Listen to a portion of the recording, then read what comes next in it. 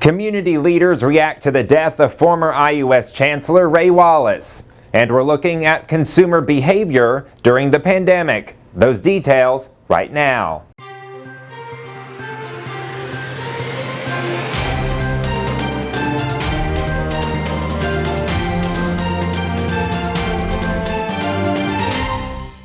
Charlie Wilson's Appliances, TVs, and Mattresses has what you need. We've got over $2 million of inventory in stock and ready to go. Charlie has the brands you love and the service that keeps you coming back. Your dollar goes farther at Charlie Wilson's in Clarksville. Thank you for joining us right now. I'm Corey McCauley. In your top headline, sponsored by Clark Memorial Health. Former IU Southeast Chancellor Ray Wallace died last week, and today we're looking at some of his accomplishments during his time with IUS. Wallace began his tenure at IUS July 1st, 2014, and stepped down from the position in July of this year. In his 7 years at IUS, more than $12 million in capital improvements were made on the campus. The number of new academic programs increased with an emphasis on online program development. And the number of graduate students enrolled grew 30% from fall 2014 to fall of 2020. A celebration of life will be held in September. He made you feel welcome to be on campus, that this was your regional campus, and it was no longer a hidden gem. He was very genuine. He was somebody who would want to, if you had a story, he would listen to you. And he always had a pretty good memory too.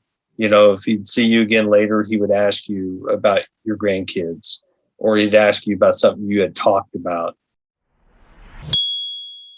State health officials are providing an update on COVID-19 cases throughout Indiana. State Health Commissioner Chris Box says there have been increases in positive cases among all age groups. The most recent numbers issued on Friday show there are more than 4,800 new positive cases. Pediatric cases have risen steeply, with the most significant increase in our 10 to 14-year-old age group, as you can see on the slide.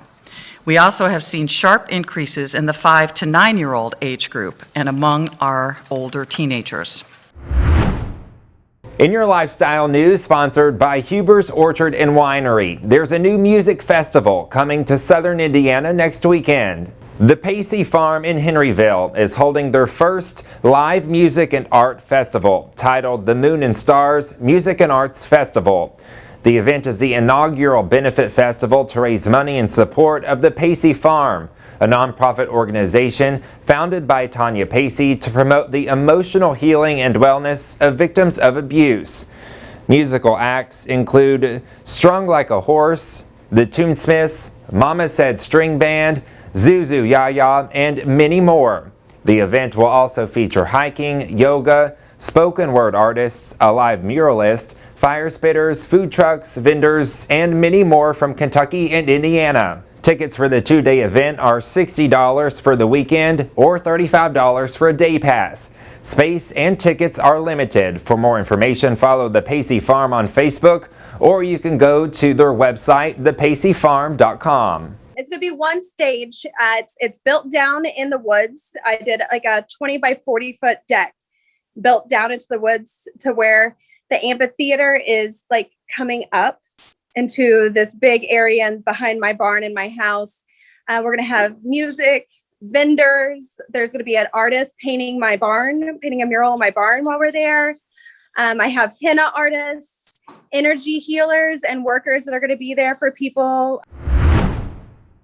In your business news, sponsored by First Harrison Bank, we're looking at consumer behavior during the COVID-19 pandemic. Convenience, service, and options are at the top of the list of what consumers want. Today we break down what consumers should know before spending their money and what businesses need to know to meet expectations. It's safe to say businesses have bounced back, with recent data showing revenues are higher now than they were before the pandemic. With record amounts of goods being purchased, businesses are juggling a lot just to keep up. Right, there's a good chance it's not because of what the business is doing or not doing. It's simply because of a lack of staffing. I think a good message is just to be patient and go to them again. One thing we know is consumers like spending money, but since the start of the pandemic, experts have seen changes in their behavior. First, people want options. Options on whether or not you want to go to a physical establishment and actually try on a piece of clothing or experiment with something that you need to hold in your hand, or also the option to buy it online. Options bleed into convenience, and if it saves people time and stress, consumers are willing to pay for it. That was the first time they used apps like Instacart, right? That was the first time they used apps like DoorDash and so forth, right? But what consumers saw is that, this is pretty easy. And businesses have done a great job in using some of these apps, some of this technology. Third, good, friendly, prompt service still matters, and that applies for in-person and online.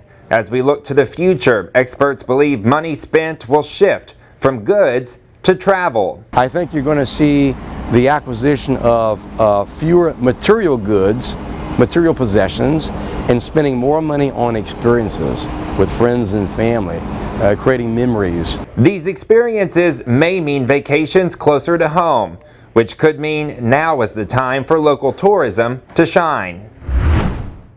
In your sports news, brought to you by Call's Body Shop, the Henryville boys tennis team is setting their sights on a sectional title, returning several key players to the team this year. The Hornets return 4 starters from last year's sectional lineup, including Sam Guernsey. They got a big boost this season from the return of junior Zidon Coates, who did not play last year after going 15-4 as a freshman playing number 1 singles. The Hornets have picked up 4 wins so far this year.